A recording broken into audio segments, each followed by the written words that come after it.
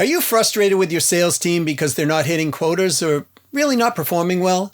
Or if you are yourself selling, are you upset possibly because you lost a sale that you thought you should and must win?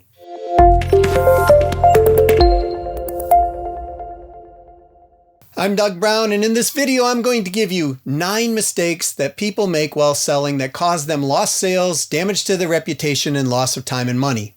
Let's go to mistake number 1.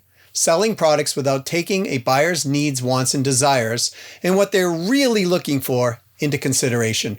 Now, people making this mistake think that selling anything to anyone at any time is possible, but it's really not. You see, based on Chet Holmes' research, only 3% of people are ready to buy from you right now, and you must sell what the buyers value at that time. Mistake number 2, not knowing how to communicate well. There are words, phrases that people use like you need, it'll cost you, a contract. Those words repel potential buyers from making a decision to buy from you, even if that solution is exactly what they're looking for. Mistake number 3, being unable to identify the buyer's agenda. Those selling make this mistake because they're solely focused on selling their corporate objective or making the sale without addressing the personal agenda of the person they're talking to. Keep in mind that behind every corporate agenda is a personal agenda.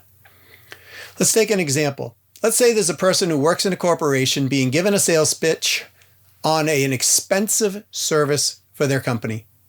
That pitch, that solution, seems to be a good fit for the company and their needs, but the person who's making the purchasing decision might be concerned that they're overspending, and if they do, they could be fired and lose their job. And without that job, they won't be able to send their kids to school, or maybe they'll have tensions with their spouse.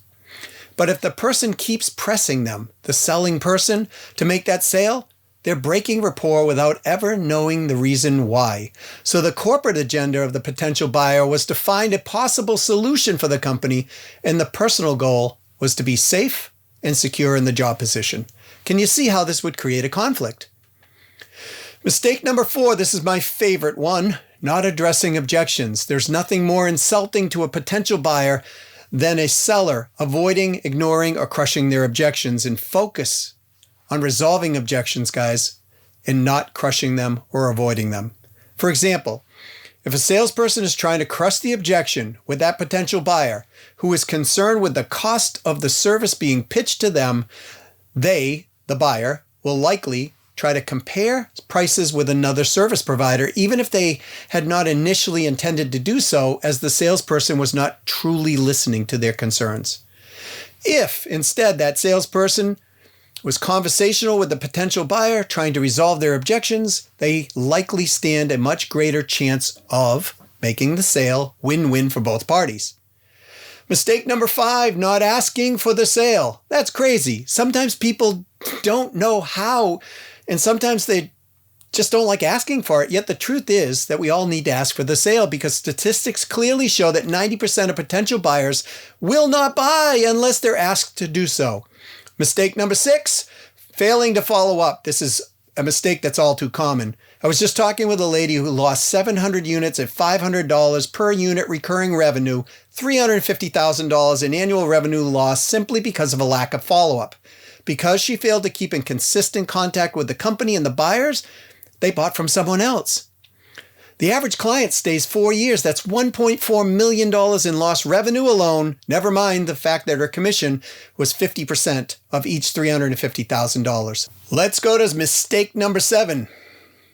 Those selling are not establishing themselves as a trusted advisor or expert, so potential buyers are looking at them as salespeople who are likely only caring about what they're selling.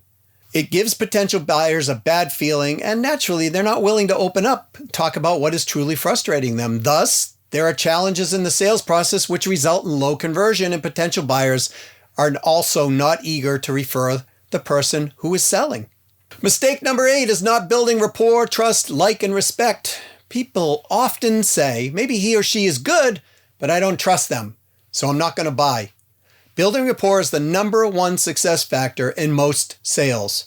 And mistake number 9, people tend to forget they're selling to people versus titles. So when you have met with people who have a specific title like CEO, CFO, or PR manager, it's important to know how to talk to them and sell them on a peer-to-peer level. But please remember, people are people. And I'm going to repeat this, what I mentioned in mistake number 3. Behind every corporate agenda is a personal agenda.